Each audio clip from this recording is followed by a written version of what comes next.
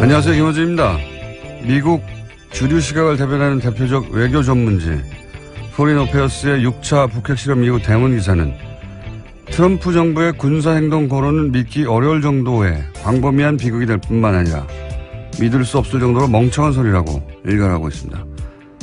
동시에 미국은 한국과 함께 지난 8년 오바마 정부 때보다 적극적이고 집중적으로 그리고 직접적인 협상과 경제 관계를 통해 북핵 문제를 해결할 수 있으며 끝없는 말전쟁은 북한의 주장을 오히려 강화시킬 뿐이라고 지적하고 있습니다. 이런 기사가 나오는 이유는 트럼프 정부가 군사적 옵션을 계속 이야기하기 때문이죠. 북핵 실험이 계속되는 마당에 미국이 가만히 있을 수는 없겠죠. 하지만 구체적 정책이나 통일된 정부 견해 없이 거친 말부터 토해내는 트럼프 덕분에 미국의 긴장도는 계속 분명 올라가고 있습니다. 우리 언론이 그 긴장을 그대로 전달하는 것도 중요하죠. 그런데 왜 트럼프의 거친 말들은 그 당사자가 될 우리 입장에서는 절대 결코 말도 안 된다는 주장을 우리 언론 스스로는 안 하는 겁니까? 죽는 건 우린데. 그럼 트럼프의 말 이상으로 거칠게 트럼프를 직접 비판할 자격이 우리에게는 있는 거죠. 왜 우리 땅에서 벌어질 일인데 이역만리 미국인들 말을 중계만 하는 건지. 동맹은 동맹이고 해야 할 욕은 좀 하고 삽시다. 김원준 생각이었습니다.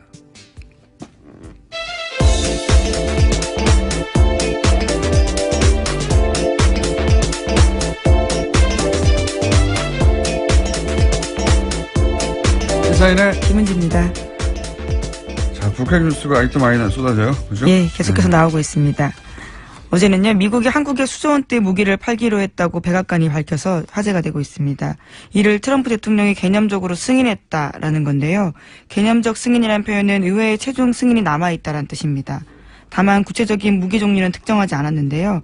이번에 계획에 없었던 새로운 무기 판매를 승인했다는 뜻으로 읽힙니다.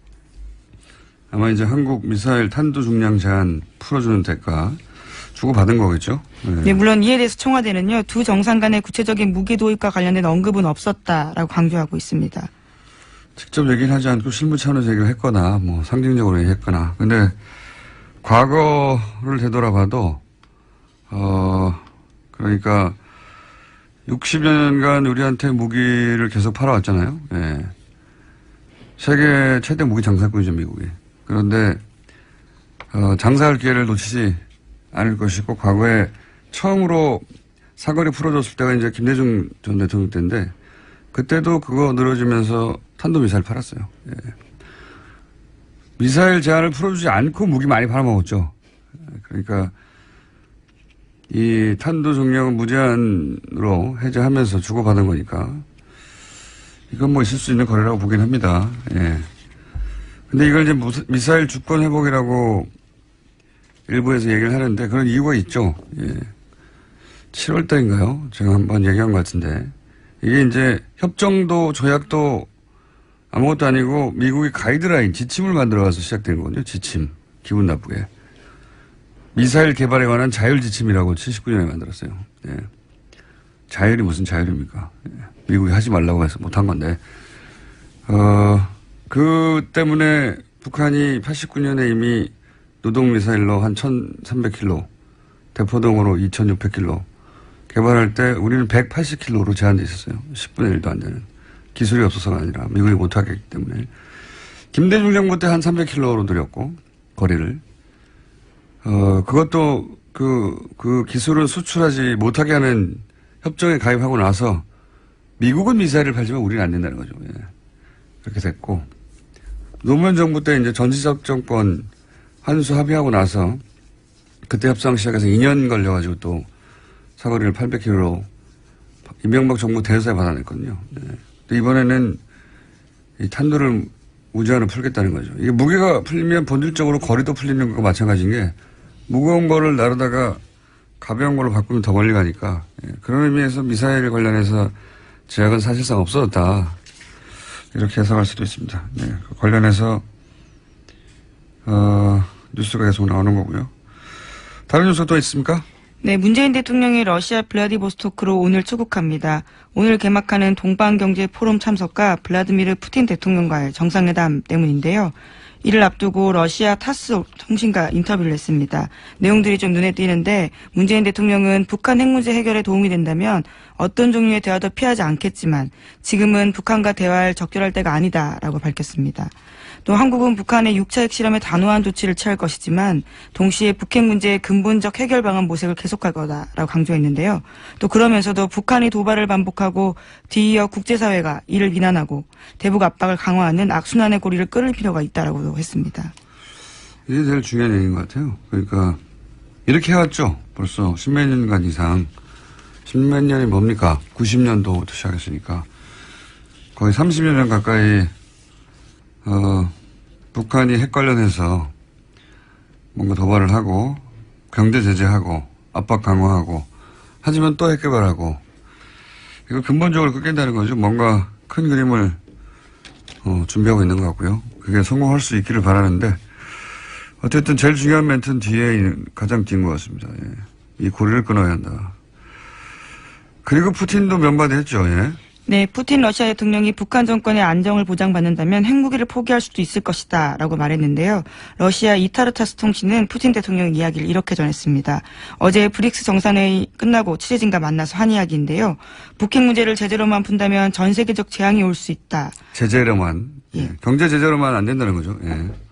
제재로만 푼다면 전 세계적 재앙이 올 수 있다. 예. 예, 또 영국 BBC가 전한 푸틴 대통령 말도 있는데 북한은 그들의 안정이 보장되지 않는다면 풀을 뜯어먹는다 해도 핵 프로그램을 포기하지 않을 거다라고도 말했다고 합니다.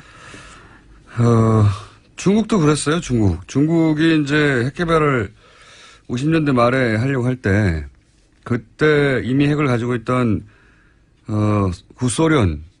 소련도 이제 먼저 핵을 가진 미국과 소련은 자기들만 가지고 있고 싶었거든요. 그래서 중국의 모택동이 핵개발 선언하자 미국만이 아니라 소련도 경제 제재하고 뭐 악마라고 하고 난리 났었어요, 그때.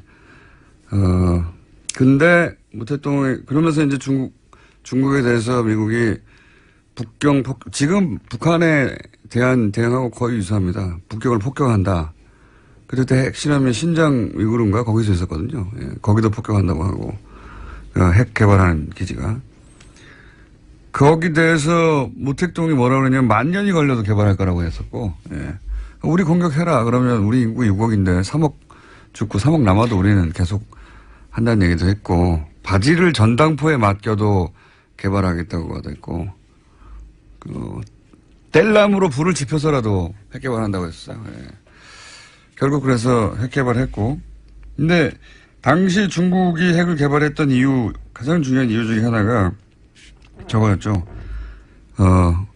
북한이 북미 협정을 원하잖아요. 그때 중국은 중미 협정을 원했어요. 안전 보장을 위해서. 평화체제 협정. 네. 당시 이제 소련과 구소련과 미국은 핵을 가지고 있는데 자기들은 없다 보니까 그래서 결국은 64년에 성공하고 나서 그 뒤에 이제 핑퐁 회의가 실제로 열렸죠. 중미 회의가 그래서 국교 정상화가 된 겁니다. 그 전까지는 미국하고 경제 제재에서 북한이 지금 겪는 것과 비슷한 소련도 그 역사를 봐왔기 때문에 비슷한 얘기에 풀을 뜯어먹는다 먹어도 포기하지 않을 거다. 중국도 그랬거든요. 비슷한 뭐지 뗄나무로 불을 지펴서라도 개발하겠다고. 그런 얘기를 이제 푸틴이 한 거죠. 자기들은 봐왔으니까. 자, 다음 뉴스는요? 네, 국정원 댓글 소식도 계속해서 전해드리고 있습니다. 민간인 팀장 가운데 검찰이 전직 국정원 직원 2명에게 구속영장 신청했습니다. 양지의 기획실장을 지낸 노모 씨에 대해서는 원세현 전 국정원장의 공직선거법 위반에 공범으로 청구했고요. 또 현직 양지의 사무총장인 박모 씨에 대해서는 증거인멸 혐의로 영장을 청구했다고 합니다. 제일 웃긴 거는 이렇게 소위 국가정보원의 요원들이었는데 은퇴하고 나서 댓글 찬반 교육을 시키고 있었다는 거 아닙니까? 인터넷 포털에 게시판이나 들어가서 어떻게 댓글을 찬반을 올리냐 내리냐. 국정원을 했다는 게 너무 치욕스러운 겁니다, 사실. 예. 그런 전문가들을 모아놓고 댓글 찬반 교육을. 예, 아무래도 퇴직 직원이다 보니까 인터넷이 상대적으로 덜 익숙한 직원들이라서 모여가지고 다 같이 컴퓨터 공부를 했다라는 거죠. 근데 컴퓨터 공부라는 게 댓글을 어떻게 달고 찬반을 어떻게 올리냐. 그렇죠. 인터넷 여론 공작에 대한 기술을 배운 겁니다. 부끄러운 일입니다. 정말. 다음 뉴스는요? 네, 어제 국정원 댓글 연루 의혹을 받는 서경덕 교수에 대한 이야기 해드린 적이 있는데요. 또 다른 해명이 나왔습니다. 다른 프로젝트로 국정원에서 실비를 받은 적이 있다라는 건데요. 서 교수는 예민한 주제를 다뤄 국정원 쪽에 연락한 사실은 있지만 댓글과 관련한 제안이나 돈은 받지 않았다라고 해명했습니다. 그러면서 과거에 한글 전파 프로젝트나 유네스코 관련 업무를 추진하면서 국정원으로부터 업무에 필요한 실비를 지원받은 적은 있다라고 인정했습니다.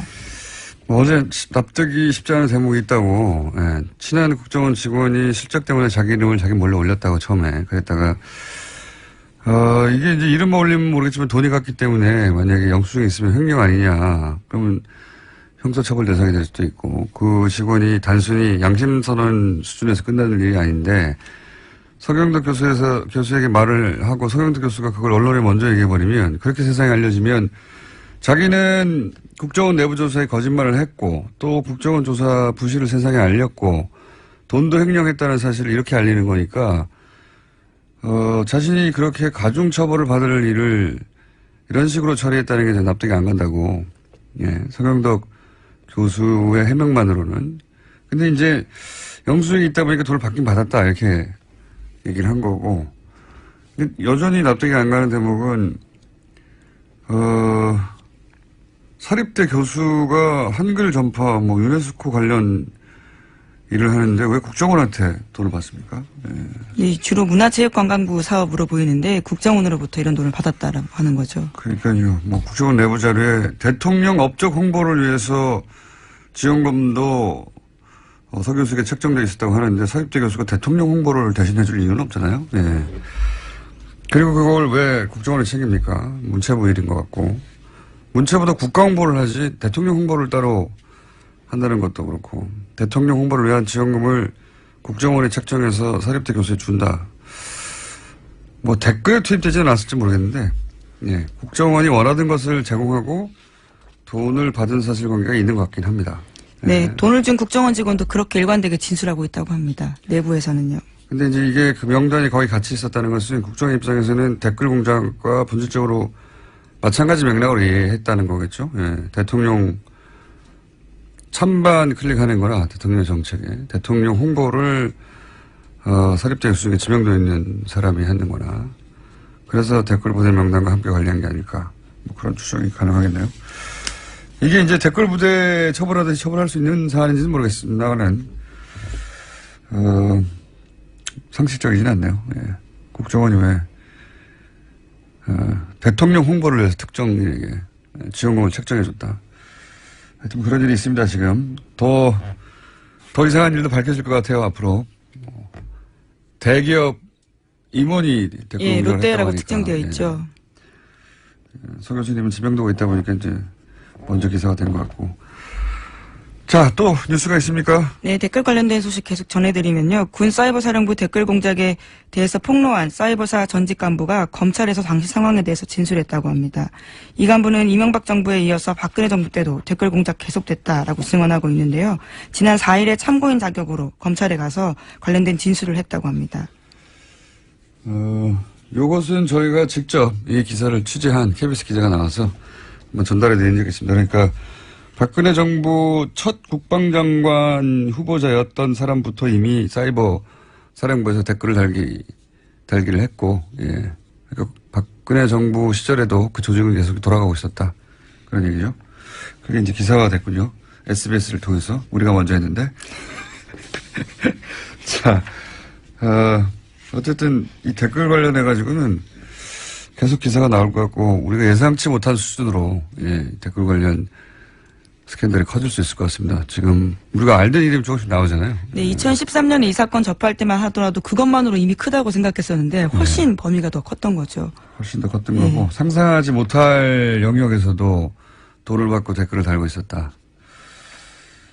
저는 앞으로 우리가 그 사람도 그런 거였어라고 할 만한 인물이 더 나올 수 있다고 봅니다. 예. 그리고 계속 이런 뉴스 나올 때마다 계속 제가 얘기하지만 박근혜 정부 때는 없었는가? 그리고 지금은 없는가? 왜냐하면 이 조직들이 외곽화하고 사실은 일정 정도 자생화하고 그리고 돈이 흘러가는 루트도 다양하게 변했을 테니까 지난번에 한번 들키고 나서 2012년에 저는 지금도 활동한 정황으로 보이는 작업들을 봅니다. 예, 근데 증거가 없어서 말 못할 겁니다. 자, 다음 수는요? 네, 자유한국당이 어제도 장애투쟁을 이어갔습니다. 김장겸 MBC 사장 영장 발부에 반발해서 정기국회 일정 보이콧을 하고 있는데 그 일환입니다. 어제는 고용노동부를 갔었고요. 또 오후에는 청와대를 갔습니다. 항의 방문 차원이었는데 때문에 국회 본회의가 2분 만에 열리자마자 끝나기도 했습니다. 그렇군요. 뭐 여야 모두 국회의사당이든 뭐 거리든 혹은 청와대 앞에 단체로 지지자들에게 어필하는 이런 퍼포먼스 많이 해왔어요. 예. 해왔는데, 80명 정도 갔다고 하는데 국회의원이 약속 없이 갑자기 거기 가가지고 대통령 나오라고 하면 나올 리가 없다는 걸 자유한국당 의원 자신들이 누구보다 잘 알아요. 왜냐면 자기들이 집권할 때도 그렇게 안 했거든요. 예. 야당이, 그때 당시에 이제 민주당이 청와대 앞에 가서 이렇게 했을 때 안 맞아줬어요. 아니, 심지어는 자기들이 여당일 때도 대통령 만나기 힘들었잖아요. 예. 안 만나준다는 전제하에서 가서 불통이다. 이런 얘기하고 단체 사진을 잘 찍으면 목적을 달성하는 건데 제가 보기엔 좀 실패해요. 왜냐면은 요즘은 단체로 청와대 앞에 예전에는 못 갔죠.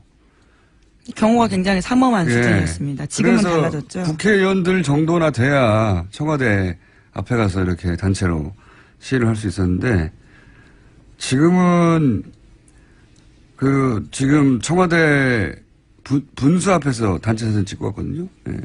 실제로 영미관에 들어갔다 나왔어요. 예. 아예 못 들어간 게 아니고. 들어갔는데 이제 그 얘기는 안 하고 있는 거고. 들어가긴 들어갔습니다. 들어가긴 들어갔는데 분수 앞에 찍었는데 요즘 여기는 중국 관광객들 코스입니다.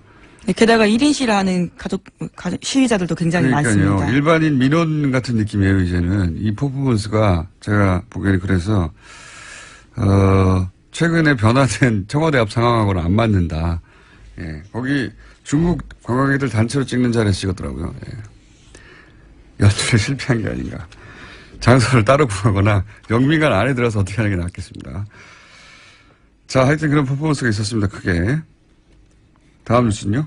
네, 이와 관련해서 자유한국당 홍준표 대표가 어제 대통령 해외 순방 중에는 장애투쟁을 하지 않겠다라고 밝혔습니다.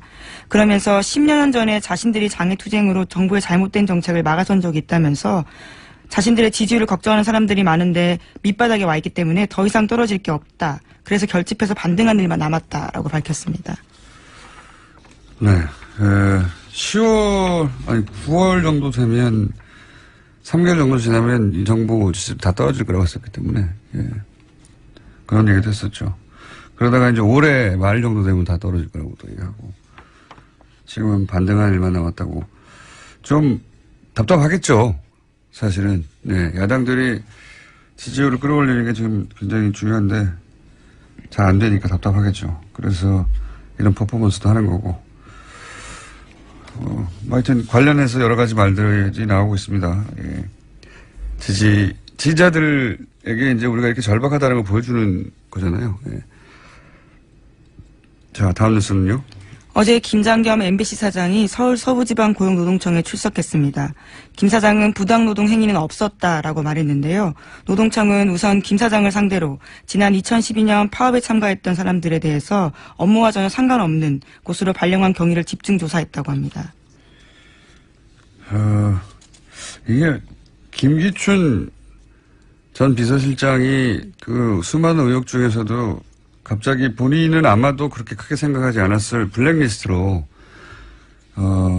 결국은 단죄되었는데 김장겸 MBC 사장도 이런 발령 때문에 본인이 이렇게 조사받거나 그러지는 않을 거라고 상상했을 것 같아요. 예.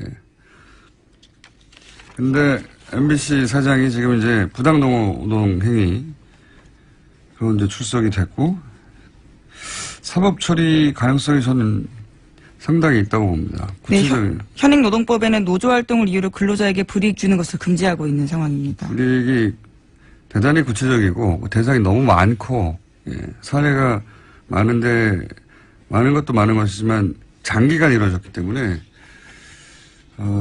이거는 뭐 경영진이 불리한 사안인 것 같네요. 예. 자, KBS 노조 쪽은 어떻습니까? 네, 어제 이인호 이사장과 조우석 이사에 대해서 해임 청원서를 방송통신위원회에 제출했다고 밝혔습니다. 방통위가 대통령에게 KBS 이사 임명을 추천하는 권한이 있는 만큼 해임을 할 권한도 있다라는 겁니다. KBS는 방통위에 제출을 했고 MBC 사장은 노동청에 출석을 했고 그런 상황이군요. 방송 쪽 관련해서 또 다른 뉴스가 나온 게 있습니까 혹시? 네, 또 어제 SBS 노조에서도 관련된 폭로를 했는데요. SBS 윤세영 회장이 박근혜 정권을 비판하지 말라는 취지의 보도 지침을 내렸다라는 주장이 제기됐습니다. 2015년 초 윤 회장이 보도본부 부장 이상 보직자 전원을 모아서 박근혜 정권을 비판하지 말라는 취지의 이야기를 했다라는 겁니다. 지금 이제 공영방송을 하는 것들이 다들 이명박 박근혜 정권 때는 납작 엎드려 있었죠. 실제 납작 엎드려 있었고 이런 뉴스들이 이상하지 않습니다. 사실은 네. 실제로 그랬다고 추정할 만한 사안들이 너무 많으니까 상황들이. 자, 최근에 그래서 공영방송들 이제 구성원들이 더 이상 이렇게는 안 된다고 파업도 하고 또는 폭로도 하고 있는 와중입니다. 오늘 여기까지 하겠습니다. 시사인의 김은지였습니다. 감사합니다. 북핵 6차 실험과 자유한국당 의사일정 보이콧 등등 현안들이 많습니다. 안철수 지도부의 국민당 입장 들어보겠습니다. 박지원 전 대표 전화 연결됐습니다. 안녕하세요, 대표님. 안녕하세요, 오랜만입니다. 예, 새 지도부 탄생하고 첫 연결입니다.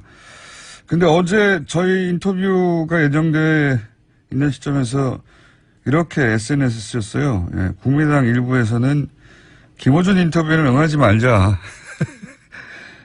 그렇지만 김어준 총수가 너무 편파적으로 방송을 한다 하는 것이 우리 지지층에서 많은 불평이 오고 있습니다. 네, 알겠습니다. 그렇게 인식하고 계시군요. 그렇지만 그러니까 예, 제대로 해달라 이것을 요구하는 겁니다. 예, 제가 제대로 안 한 적 없는 것 같은데. 아니요. 저에게도 할 때 항상 편파적 질문을 합니다. 예, 모두에게 저는 그렇게 어렵게 질문합니다. 그런데 이제 무슨 질문을 하건 나가시겠다고 이렇게. 저는 뭐 나가서 김어준 총수한테 이렇게 불평도 하고 이거 좀 시정 좀 해달라 하고 청탁도 할 수 있는 이치에 있기 때문에 나옵니다. 예. 모두가 만류한지는 모르겠지만 하여튼 만류에도 불구하고. 모두가 만류하니까 제 기침도 나오잖아요. 나와주셔서 감사하고요. 예, 감사합니다. 새 지도부 찬생하고 첫 연일이기 때문에 새 지도부에 대한 질문을 좀 먼저 드리겠습니다. 안 대표 출마를 반대했던 분들이 이제 당내에 많이 있었지 않습니까? 동교대도 그렇고 의원들 다수도 그랬고 그분들 지금 분위기는 어떻습니까? 뭐 저 자신이 안철수 대표가 지금 나설 때인가 죄송합니다 하고 반대했었습니다만은 네. 그분께서 출마를 하니까 역시 우리 당원 바닥에서는 안철수가 출마한다고 하면은 그래도 안철수에게 지지를 해서 당을 맡기는 것이 바람직하지 않느냐 이런 결론에 도달했고 그래서 압도적으로 당선됐고 선거 과정은 치열했지만은 후보들도 모두가 승복했고 지금은 협력해서 당을 살려야 된다 하는 생각으로 뭉쳐 있습니다. 압도적으로 당선된 건 아닌 것 같긴 한데 그런데 결과가 4명이 예. 출마를 했는데 예. 거기에서 51%를 받는다고 하는 것은 압도적이죠. 뭐 알겠습니다. 그렇다고 하면은 문재인 대통령은 49%밖에 안 받았으니까 어떤 의미에서 보면은 선거는 그 정도 후보가 4명 있는 데서 그렇게 받으면 압도적인 겁니다. 알겠습니다. 그걸 압도적이라고 하시니까 압도적으로 생각하지 않으니까 문제가 있다니까요. 이런 건 어떻습니까? 최고위원들도 한 번 빼고 다 원외인데다가 또 안철수 계로 분류가 되고 이런 현실이 이제 호남 현역 의원들에게는 충격적이지 않았을까요? 그 당시에? 최고위원들은 안철수계라고 꼭 평가할 수는 없을 것입니다. 뭐 그렇게 분류돼서 보도되긴 하던데. 여성위원장이건 그분 한 분 제외하고는? 아니죠. 박주원 최고위원도 그렇지 않고 장진영 최고위원은 저하고 가깝습니다. 구태여 따진다고 하면은. 네. 그렇기 때문에 네. 골고루 당선됐고 현역 의원은 이동섭 의원 한 사람 출마를 했는데 예. 아무래도 우리 당의 그 분포가 원외위원장이 많지 않습니까? 네. 그렇기 때문에 원외위원장들은 자기들의 권익 또는 장래를 위해서 원외의 목소리가 좀 당에 반영돼야 된다. 이런 결과 아닌가 생각합니다. 근데 당일날은 지금은 이제 여러 가지로 해석하고 받아들이실 수 있는데 당일날은 충격을 받긴 받으셨던 것 같은데요. SNS에 충격이 이만저만 아니다. 물론 나중엔 그 글이 이제 실수로 본의 아니게 올라간 거라고 수정하긴 그것은 제가 예. 아미티콘인가 그걸 잘못 눌렀어요. 네. 잘못 눌렀다고요? 저는 이모티콘이 충격적이라고 텍스트로 번역된 이모티콘도 있습니까? 네, 있어요. 저는 몰랐는데. 그렇습니까?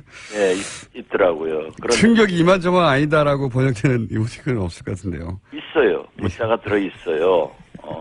역시 김호준 총수도 핸드폰 IT 쪽에 좀 블라인드구만. 그걸 제가 써가지고 마지막 것을 하기 위해서 안철수 대표가 맨 나중에 발표되니까 이렇게 주머니에 넣었는데 그게 눌러졌더라고요. 나중에 알겠습니다. 예. 확인돼요. 네. 예, 알겠고요. 거짓말하면 큰일 납니다. 가끔 필요할 땐 하시잖아요. 예, 조용히. 그래도 그건 필요하지 않아요. 근데 이런 것도 있지 않습니까? 최고위원들도 한 분 빼고 다 원내고 51% 정도로 선출됐고 그러다 보니까 이제 실제 현역들이 모인 의원 회의에는 못 들어오고 본회의장도 못 들어가고 지도부가 그러면 이제 따로 갈 수밖에 없지 않느냐. 당대표 장악력이 제대로 생기겠냐 이런 지적이 있긴 있습니다. 어떻게 보십니까? 과거에 우리 여야당에 보면은 지도부가 원외일 때가 많았습니다. 네. 최근에도 우리 손학규 대표가 원외에서 당대표를 했고 제가 원내대표를 해서 그런 경우도 있습니다. 그렇기 때문에 물론 원내가 지휘를 한다고 하면은 더 좋겠지만은 또 당대표는 국회 의사당 안에만 못 들어가지 원내 의총이나 등에 와서 다 참여를 하고 발언을 하고 하기 때문에 큰 지장은 없을 겁니다. 제가 그런 이유를 여쭤보는 이유, 그러니까 지도부의 지도력 혹은 대표성 이런 게 좀 의심받지 않겠냐 왜 이런 질문을 드린 이유가 안철수 대표 출마 명분이 당 지지율을 끌어올리는 건데 지금 당대표 되고 나서 당 지지율이 여러 여론조사에 의하면 오히려 하락 국면이거든요. 이렇게 되면 그런 면에서도 안 대표의 명분도 그리고 안 대표의 대표성 지도력 이런 거 의심받게 되는 상황 아닌가요? 하락 국면은 아닌 것 같고 두서너 개의 여론조사 기관 발표에 의하면은 미세하게 상승하고 있지만은 우리가 지금 현재 흔히 말하는 안 대표의 당대표 선출로 인한 컨벤션 효과는 나타나지 않는 것은 확실합니다. 예. 그런다고 우리가 그러한 것도 기대하기가 어려워요. 지금 현재는 문재인 대통령의 지지도가 태풍이 불고 있거든요. 보십시오. 최저임금 상승, 비정규직 정규직화, 탈원전, 아동수당 인상, 노인수당 인상, 건보 적용 범위 확대. 누가 반대하겠어요? 누가 싫다고 하겠어요? 잘하고 있는 것도 아니에요. 그렇지만은 이제 최저임금을 상승했을 때의 자영업자나 중소기업의 피해, 비정규직을 전부 정규직화할 수 있는가 때의 노동계의 반발, 탈원전 반드시 해야 되겠지만은 전기료, 전기 부족 등의 미래, 또 건보료 이런 것을 전부 보면은 세금 폭탄, 건보료 폭탄 이런 폭탄이 예상되기 때문에 좀 더 장기적으로 보면은 문제점도 있다. 그러나 지금 당장은 다 해준다는데 누가 반대하겠어요? 아니, 제 질문은 그게 아니고, 안철수 대표가 본인이. 그러니까. 예, 본인이 나가면 당 지지율이 올라간다고 해서 나오는데 안 올라간다는 거죠. 예. 정당은 예. 그렇게 해서 대통령과 민주당의 지지도가 기대치가 높기 때문에 올라가는데 우리 야당은 상대적으로 올라갈 수 있는 구멍이 없죠. 구멍이.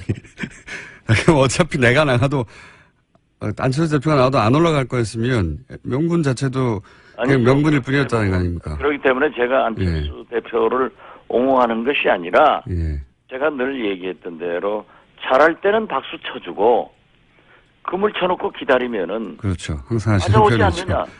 그리고 우리가 야당으로서 지금도 적극적으로 정책적으로 최저임금을 인상했을 때 자영업자와 중소기업은 이런 피해가 있기 때문에 정부에서 어떻게 대책을 세워달라.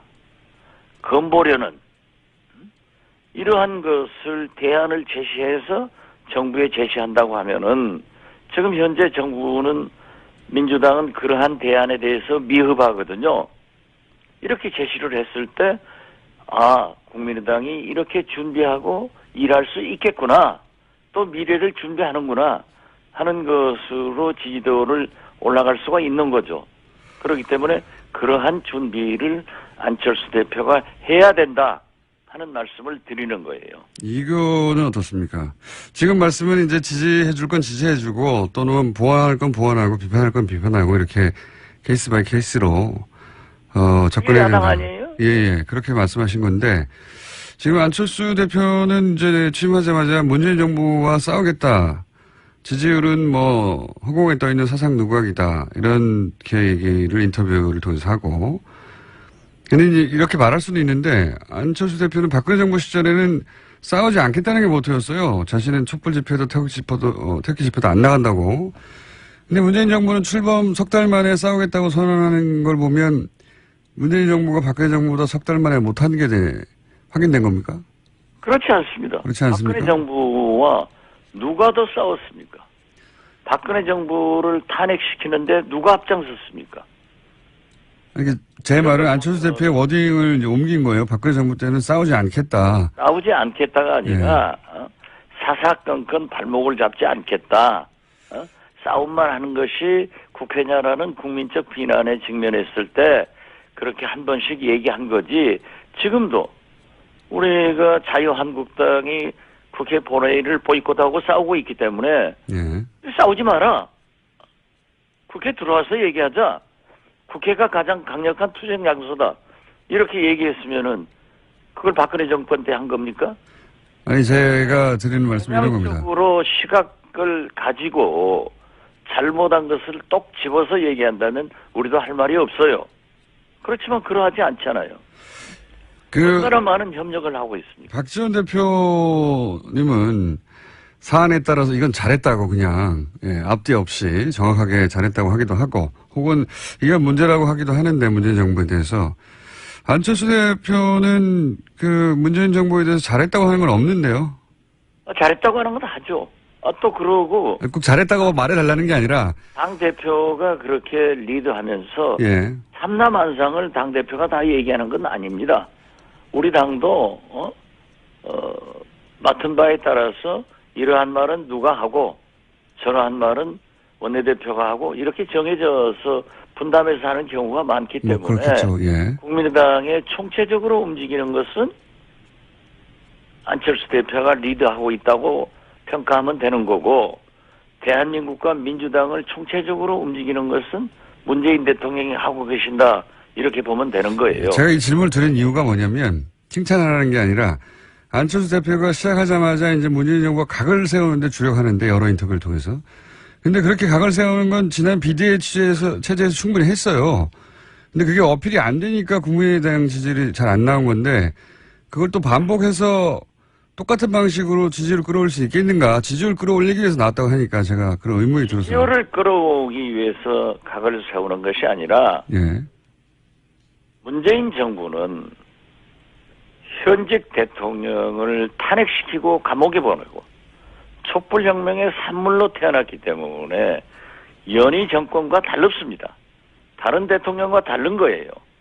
새로운 대한민국 국가 대개혁을 위해서 잘하는 것은 잘한다 하고 못하는 것은 각을 세워서 야당의 역할을 하겠다 하는 것으로 이해를 하시면 틀림없습니다. 아니, 대표님은 항상 그렇게 말씀하시고 실제로 그렇게 하시는데 안철수 대표가 그렇게 하고 있다니까요. 그렇게 안 하고 계신 것 같은데요. 대립각을 세우는데 주력하시는 것 같은데 지금. 대북 정책에 대해서도 예. 안철수 대표는 오히려 문재인 대통령처럼 지금은 제재할 때다. 강력히 제재하자. 이렇게 얘기를 하고 있지만은 저는 그렇게 분업으로 대통령도 말씀하시고 하기 때문에 제재도 필요하지만은 대화를 해야 된다. 이렇게 얘기를 하고 있는 겁니다. 대북 정책 말씀하시니까 안철수 대표가 뭐라고 했냐면은 대화 상대도 아닌 북한과 대화를 얘기하는 건 구걸이다. 문재인 정부는 더 이상 대화에 매몰되면 안 된다. 이렇게 긴급 성명을 냈어요. 근데 오히려 이럴 때일수록 제재도 하지만 동시에 대화의 끈도 놓치지 않는 게 해표 정신 아닙니까? 문재인 대통령도 똑같은 얘기를 했잖아요. 지금은 대화할 때가 아니다고. 제재할 때라고. 아니 그러니까 제 말은 같은 맥락인데 무슨 얘기냐면 그러나 저는 강력한 제재도 하면서 예. 그래도 대화권을 놓쳐서는 안 된다. 그렇죠. 예. 이게 옳은 생각 아니에요. 그게 이제 김대중 전 대통령의 해표 정책인데 문재인 대통령께서 지금은 대화할 시기 아니다. 제재할 때다. 대화할 말을 하지 말라. 이런 얘기를 했다고 해서 대화 안 하겠다는 건 아니에요. 거기에 그 기조가 있기 때문에 예. 또 안철수 대표도 그렇게 강경한 대북 경고 메시지를 했을 뿐이지 이 강경한 제재도 결국 대화를 통해서 평화를 가져오기 위한 강력한 제재이지 전쟁을 하기 위한 제재는 아니다 하는 것을 기조에 깔고 있지 않습니까? 자, 안철수 대표가 문재인 정부에 대해서 거의 모든 사안에서 비판적인 거는 그냥 언론 인터뷰를 보면 사실 드러납니다. 그리고 대북 정책에 대해서도 대화 상대가 아닌 북한과 대화를 얘기하는 건 구걸이다. 이런 표현 자체가 물론 그러면서 대화에 매몰되면 안 된다. 이렇게 비판을 하는데 지금 대표님처럼 이럴 때 강력한 제재도 해야 되지만 동시에 대화의 끈도 놓치지 않아야 한다고 말하는 게 해표 정신이 아닌가. 그렇습니다. 그런데 안철수 대표 체제에서는 말로 예. 가장 튼튼한 안보 속에서 한미 동맹에서 출발하는 거예요. 그러니까 안철수 대표 체제에서는 해표 정책 예. 안철수 대표도 지적하는 것은 예. 과연 문재인 정부가 한미 동맹이 굳건한가 하는 것에 대해서 의심을 가지고 있는 겁니다. 며칠 전만 하더라도 미국에서는 미사일을 발사했다. 우리 정부에서는 방사포다. 해가지고 불신을 가져왔어요. 결국 3일 만에 우리 정부가 미국의 발표가 맞다라고 한다면은 핵실험을 했건 미사일을 발사했건 우리 정부는 구조적으로 미국 정부와 함께 정보를 분석해서 발표를 하게 돼 있습니다. 그런데 이것만 보더라도 왜 미국 정부는 미사일이라고 하고 우리 정부는 방사파라고 하는가? 이게 3일간 계속되니까 과연 한미동맹이 굳건한가? 한미 간에 신뢰가 있는가? 하는 것을 의심해서 얘기할 수도 있는 거예요. 한미동맹이 굳건하느냐 질문할 수 있습니다. 근데 제가 지금 드리고 싶은 질문은 뭐냐면 박지원 대표님은 이럴 때 하지만 동시에 대화도 해야 된다고 주장하시고 그게 햇볕 정책의 기본 정신인데 안철수 대표는 거꾸로 지금 대화는 구걸이다. 대화를 하면 안 된다는데 방점을 둔단 말이죠. 방점이 달라요. 그러니까 그건 마찬가지예요. 똑같이 말이 똑같지가 않지 않습니까? 대통령께서도 예. 지금은 북한과 대화를 할 때가 아니다. 하면은 그거 액면 그대로 말씀하시는 거예요? 안철수 대표도 지금은 북한 핵실험을 했기 때문에 우리가 강경한 강경한 보복 조치나 대응을 생각할 때지 뭐 대화를 구걸하거나 뭐 북한하고 어쩌자 하는 것은 아니다. 이런 좀 그 대북 메시지로 얘기하는 거지 그걸 대화를 무시하고 햇볕 정책을 버리고 이런 뜻은 결코 아니라는 것 다시 한번 말씀드립니다. 알겠습니다. 뭐 정치는 말로 하는 거라 이 말이 이제 뭐 대화를 구걸이라고 표현하면 방점. 미국에서 미국 헤일리 주 유엔 대사도 구걸이라는 말 썼잖아요. 물론 썼죠. 그런다고 트럼프 대통령도 항상 평화, 대화를 얘기하고 틸러슨 미 국무장관이나 매티스 국방장관도 똑같은 얘기를 하잖아요. 제가 이런 질문을 드린 이유는 이제 안철수 대표가 지난 대선 때부터 그랬지만 이 대북 정책을 약간 수정해서 햇볕 정책 쪽이 아니라 중도 개혁 표방하면서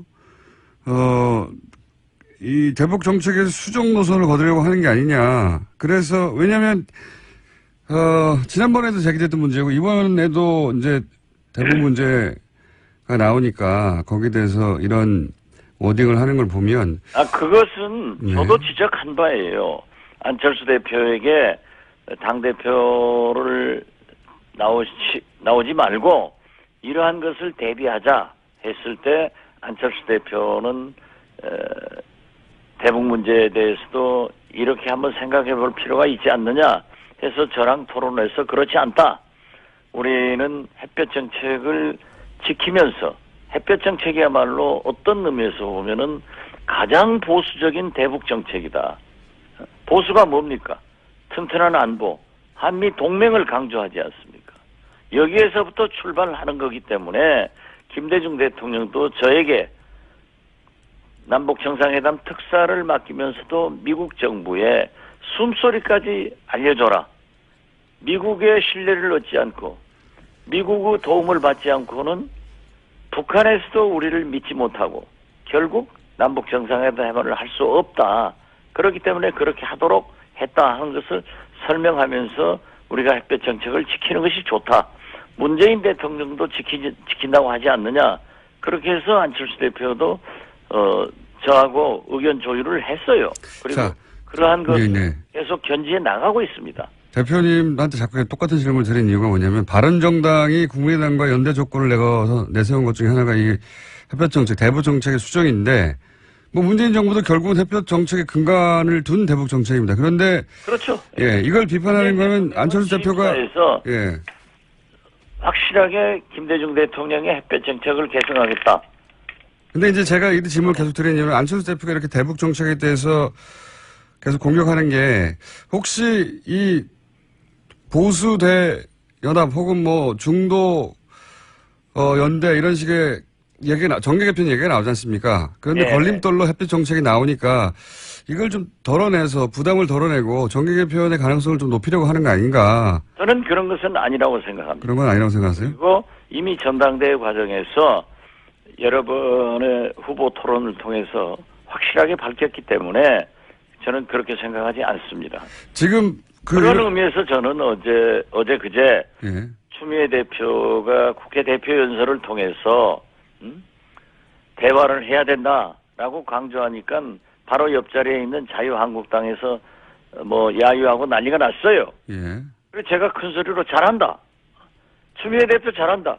그러면 전쟁하잔 말이냐 하고 제가 얘기했어요. 대표님에 대해서는 저는 의심하지 않습니다. 햇볕 정책의 계승자로서. 근데 그럼 누구를 의심한다는 거예요? 아니, 의심한다기보다는 안철수 대표 그러하지 않습니다. 알겠습니다. 한 가지만 더 여쭤볼게요, 그러면. 지금 바른정당의 자강론자인 이해한 대표가 자진 사퇴하는 수준이고 박근혜 전 대통령도 출당이 아마 시기만 남았지 기정사실인 것 같은데 이렇게 되면 바른정당 혹은 뭐 자유한국당의 통합 혹은 비슷한 정계 개편 이런 가능성이 굉장히 높아진 거죠. 그렇게 봐야 되겠죠? 어떻게 됐든 정기국회 과정이나 정기국회가 끝나면은 내년 지방선거를 앞두고 조금 요동을 칠 것만은 사실입니다. 국민의당은 그대로 있습니까? 저는 국민의당은 정체성을 지키기 때문에 그대로 있을 것이다. 이렇게 예상을 합니다. 감사합니다. 박지원 대표였습니다. 노르가즘, 예. 뉴스공장에 가장 인기 있는, 가장 문자가 많이 오는 코너입니다. 정의당 노회찬 원내대표 나오셨습니다. 안녕하십니까. 네, 안녕하세요. 네. 저희가 곧 1년이 됩니다. 예, 축하드립니다. 첼로 연주하시기로 하셨다고 혼자 내심 결정하신 걸로 제가. 입당하시기로 혼자 결정하셨다고 내심 결정하신 걸로 제가. 아니, 아마 이거 첼로를 그때 한 30초만 연주하셔도 정의당 가입자들이 꽤 늘어날 거예요. 아니, 일단 정의당 가입하시면 제가 한 30분 하겠습니다. 좋습니다. 그럼 제가 30분 가입하고 연주 30분 하는 걸로. 예. 기다리는 사람이 많아요. 예. 제일 여전히 켤 수 있는 첼로 곡이 있습니까? 여전히 켤 수 있는. 좀만 연습하면. 입당어서 쓰실 준비 되셨습니까? 30분 입당할게요. 예. 있으시죠? 있는 걸로. 마지막으로 연주해 보신 게 언제입니까? 오래됐어요. 꽤 오래됐어요. 그래도 이게 어릴 때부터 했기 때문에 좀만 하면 30초는 할 수 있지 않습니까? 30초 해가지고 뭘. 아, 네, 3분 되겠습니다, 그럼. 콩나물 한 10g 정도밖에 안 될 텐데. 저희가 지난주에 리얼미터 의뢰에서, 서울시장 적합도 조사를 했는데, 출마 선언을 하신 것도 아닌데 5위가 되셨어요, 5위. 예, 자세한 내용은, 홈페이지에서 확인하시면 되는데, 5위. 예상하셨습니까? 박원순, 이재명, 황교안, 안철수 순으로 나왔는데. 그다음에 아니, 뭐. 그분들은 대부분 서울 시민이거나 경기도민이던데, 그게 왜 경남도민을 끌어넣었어요? 그러는 게 아니라 나온 걸 어떻게 해요? 나와버렸어요. 예. 5위. 언제 나가실 겁니까? 선언은? 안 하십니까? 저는 창원 시민이자 경남도민입니다. 네. 아, 창원시장. 아니, 지자체장이, 정의당에서 나올 때가 됐지 않습니까, 이제? 예, 정의당 입장에서도, 뭔가를 이게 집행하는, 정의당이 집행을 하면 뭐가 달라지는가, 네. 권력을 잡으면 뭐가 달라지는 걸 보여주기 위해서라도, 이 지방자치의 단체장을 갖다가 꼭, 몇 군데라도, 한두 군데라도 역임을 해가지고, 실제 상황을 보여줄 필요가 있습니다. 검증을 받을 필요가 있는 거죠. 이재명 시장도 결국은 지자체 단체장으로, 그 지자체를 바꾸면서 부상한 거거든요. 그렇습니다. 예, 예, 당이 바뀌면 어떻게 바뀌는지를 보여줘서. 네. 정의당도 이제 그럴 필요가 있지 않습니까? 아, 저는 뭐 예. 옛날부터 그 주장을 하고 있습니다. 지금 전략적으로 노리는 지역이 있습니까? 예, 당에서 여러 가지 검토를 하고 있습니다. 거기에. 최소한 17개 광역시도 예. 중에서는 한 군데라도 제대로 한번 붙어서 뭔가 정의당이 집권하면 뭐가 달라질 수 있는지를 한번 보여주자. 거기 차출되기 딱 14인분인데 안 됩니까? 아니, 정의당에 좋은 사람들 많습니다. 한 타수가 넘습니다. 안 땄어요. 자, 아직 시간이 있으니까 이 얘기는 계속하기로 하고 현안들이 많습니다. 우선 자유한국당이 정기국회 보이콧했어요. 예. 김장경 사장 체포영장 발부에 대해서 이거 어떻게 보십니까? 예, 좀 우리 국민들도 납득하지 못하죠. 좀 엉뚱하죠. 학교 앞에 자기들이 잘 다니던 분식집 그 가게 주인이 구청에 소환됐는데 수업을 왜 거부하는 거예요? 그러니까 이게 문제가 있다면은 예. 그것이 부당하다고 느낀다면은 국회에서 상임위 소집을 요구해가지고 예. 환경노동위원회에서 따지고 방송통신위원회 관련해서 그 교문위에서 따지면 될 일을 갖다가 예. 아예 정작 국회를 갖다가 거부하고 예. 길거리로 나가는 그럴 바에는 차라리 이 사태를 막으려면요 김장겸 그 사장 그 전화번호 있을 거 아니에요. 예. 자주 만나던 관계니까 전화해가지고 빨리 출두해라. 그러면 되잖아요. 예. 사실은 지금 어저께 출두했지 않습니까? 네네. 체포영장에 의해서 체포되어서 출두한 게 아니고요. 체포영장이 발부되니까 자진 출두했거든요. 네네.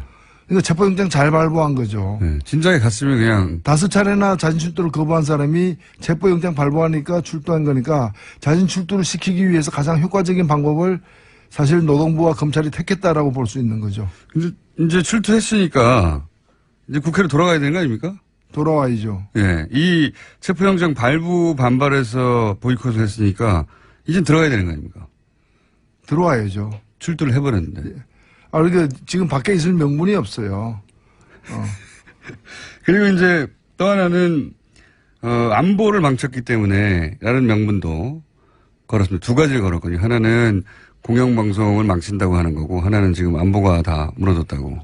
아니 안보를 망쳤으면 그럼 자기들이 휴전선으로 달려가든가 그래야 지금 좀 어디를 지금 배회하고 있는 거예요? 청와대 그리고 앞에 어제 갔던데. 아니 안보 하는데 사실 어저께 그 자유한국당 원내대표 연설이 있었어요. 예. 그러면 안보와 관련해서 뭔가 따질 것 따지고 자기들 대안을 내놓아야 할 자리인데 그걸 갖다가 자기들이 거부했어요.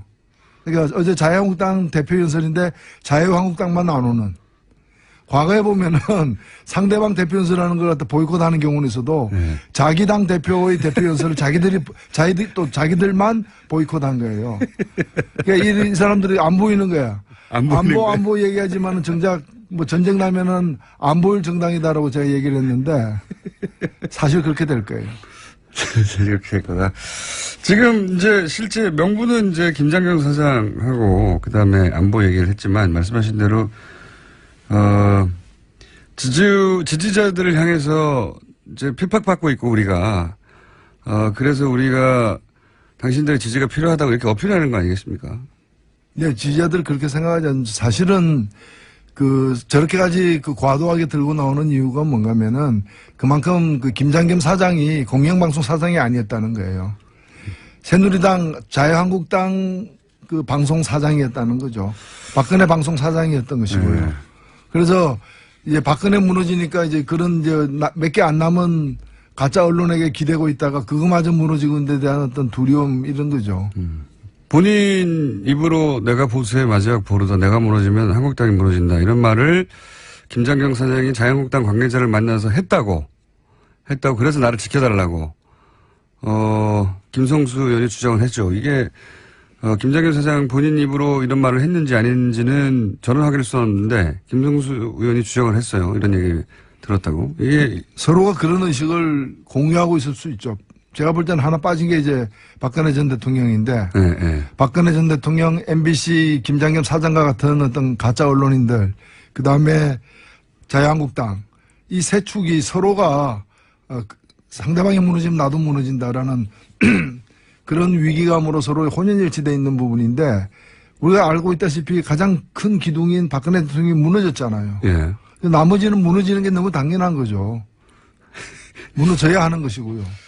그런데 그렇게 되자 아마 이제 자유한국당 입장에서는 박근혜 전 대통령이 한 달 이내에 이제 사법 처리가 되는 가능성이 아주 높다 보니까 그러니까 여기서 사법 처리라고 하는 것은 혐의가 확정되고 아마 형이 결정되는 그러다 보니까 이제 출당 얘기 나오고 출당은 결정이 된 것 같습니다. 내부적으로. 시기만 남았지. 자유한국당이 박근혜 전 대통령을 출당한다는 것은 사실은 바른정당이 다시 통합할 때 전제 조건을 내는 거 아닙니까? 박근혜 대통령 출당 없이는. 출당 플러스 뭐 친박 의원. 네. 예. 팔적. 네. 처리죠. 근데 그게 또 쉬운 일일지도 모르겠어요. 일단 박근혜 전 대통령이 출당이라고 하는 상징적인 액션을 취하면서 다시 보수 통합으로 가는 길로 들어섰다. 이렇게 봐야 되지 않겠습니까? 예. 그쪽으로 가는 거 같죠. 그게 지방선거 전이 될지 또는 그 지방선거를 넘기고 그 후에 이루어질지는 모르겠지만 큰 방향은 그 방향으로 가고 있다고 느껴집니다. 게다가 이제 바른정당에서 대표적으로 자유한국당과 통합은 안 된다고 주장했던 자강론자라고 할 수 있는 이혜원 대표가 지금 여러 가지 혐의에 휘말려가지고 아마 대표에서 자진 사퇴할 가능성이 현재로서는 가장 높은 것 같은데 그렇게 되면 대표는 내려가고 이제 원내대표 조영 원내대표는 통합론자거든요. 네, 그렇습니다. 처음부터 박근혜 대통령 출당되고 나면 혹은 팔적 출당 얘기는 없어요. 하여튼 잘 책임 있게 행동하고 나면 통합할 수 있다. 그럼 통합론자가 바른정당을 이끌게 되는 거니까 시간의 문제지 이제 통합 쪽으로 계속 가지 않을까. 예, 그렇게 보여집니다. 근데 그 통합이 갖는 의미가 뭘까?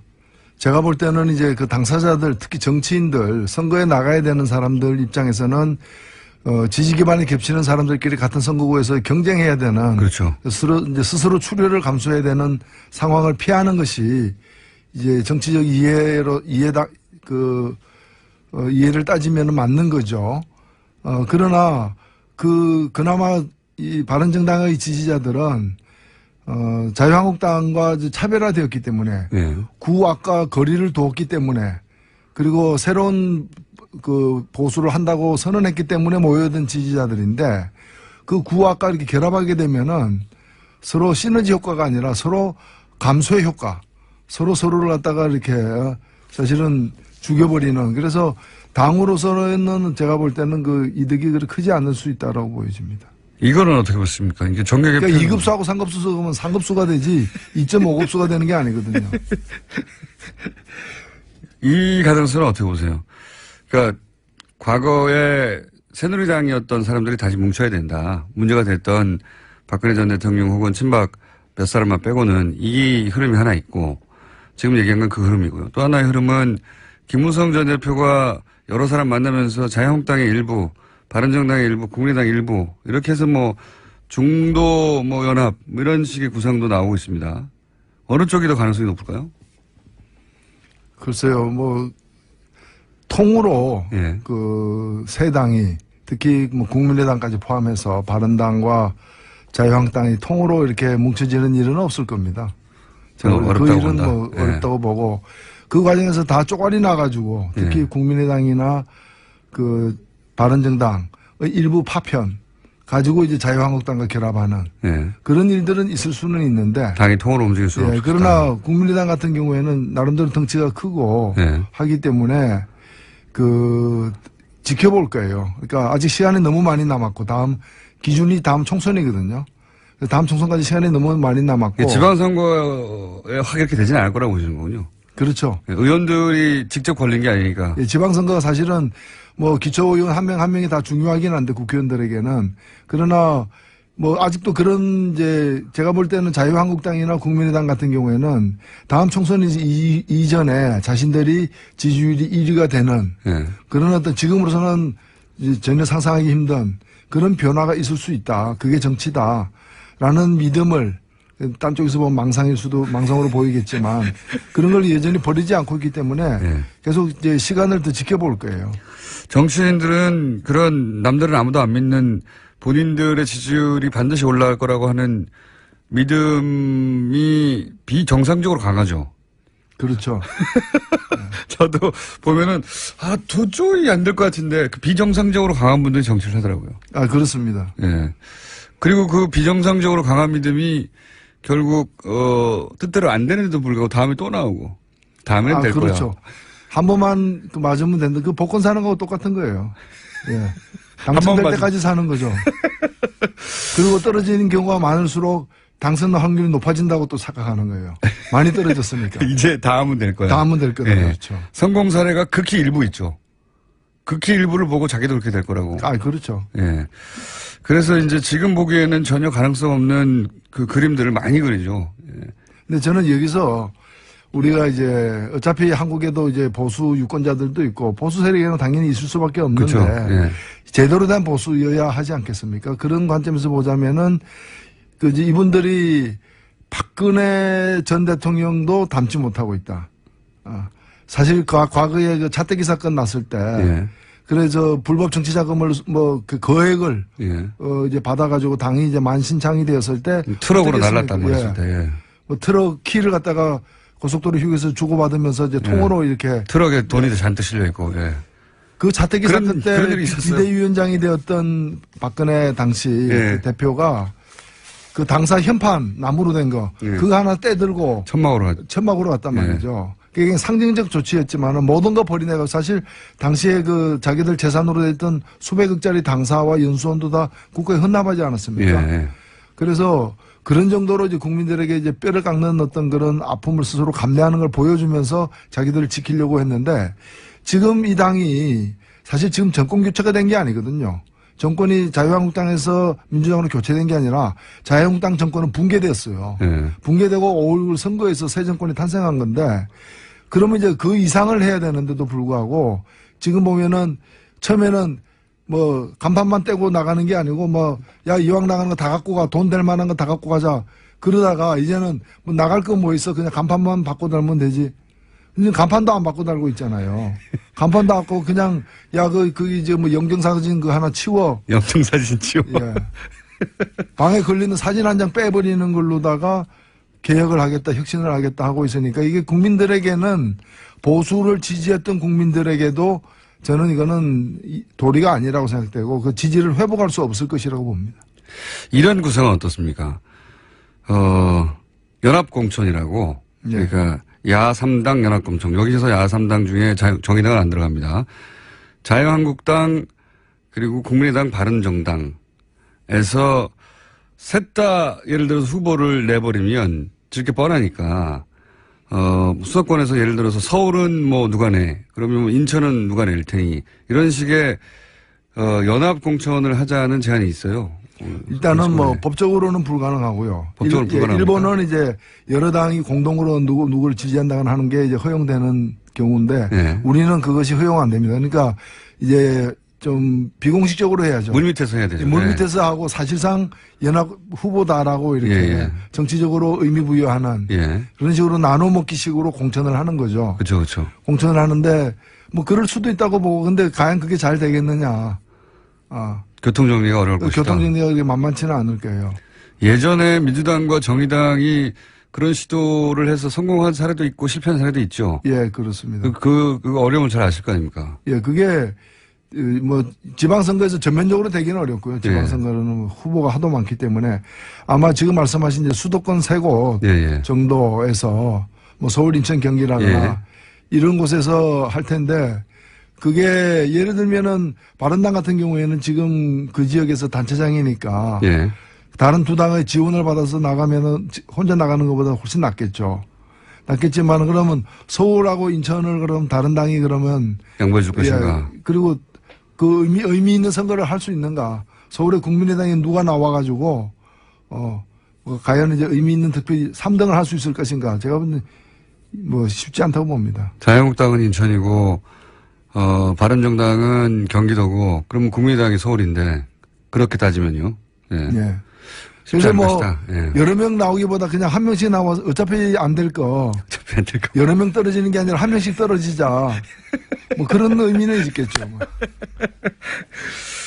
북핵 문제에 대한 현 정부의 대응 어떻게 보십니까? 예, 사실은 굉장히 안타깝죠. 예. 할 수 있는 게 별로 없는 점이 있고요. 예. 근데 그렇다고 해서 이제 좀 나름대로의 어떤 문재인 닥트린 식으로 해가지고 세게 나가기에는 예. 미국이 워낙에 상대가 만만치 않고 그다음에 이제 북한이 지금 북한은 우리하고 뭐 대할 생각이 없어요. 예. 대할 생각이 없거든요. 예. 자기들이 원하는 건 무기만 줄 수 있기 때문에 모든 행위는 우리한테 대한 행위는 끝났어요. 그러니까 이제 과거에 끝났고 사실 최근에 이제 뭐 전술핵 들여오자 뭐 이런 얘기도 있는데 지금 북한은 미국을 위협하는 미국의 어떤 레드라인 근처까지 가는 지금 과정이지 않습니까? 한국을 그 행구로 공격하는 거는 이미 3년 전에 한국에 대한 레드라인은 넘었어요.